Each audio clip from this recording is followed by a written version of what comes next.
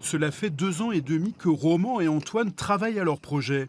Et tout tient dans ce petit sac à dos. Un coup de pompe électrique, l'engin est rapidement déployé et décolle aussitôt. Ce drone est gonflable et c'est unique au monde.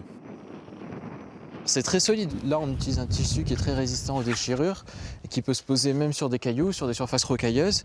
Et donc, par exemple, s'il vient à se poser brutalement, le bras va plier sans prendre de dégâts.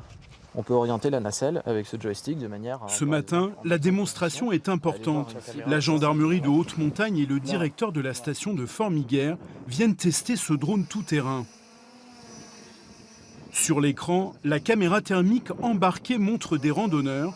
À cette époque de l'année, pas de neige, mais en hiver, en cas d'avalanche, ce drone pourrait s'avérer très utile.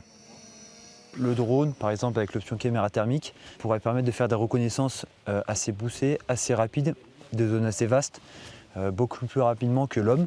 Le drone pourrait également nous préciser, tiens, là il y a eu l'hiver, une avalanche, est-ce qu'on voit des traces de ski, est-ce qu'on voit et voilà, et ainsi permettre, non pas de remplacer l'homme, mais d'adapter les moyens en conséquence. S'il a neigé, on ne peut pas avoir accès, je dirais, avec des scooters par exemple, des scooters de neige ou avec de la motorisation, des véhicules motorisés.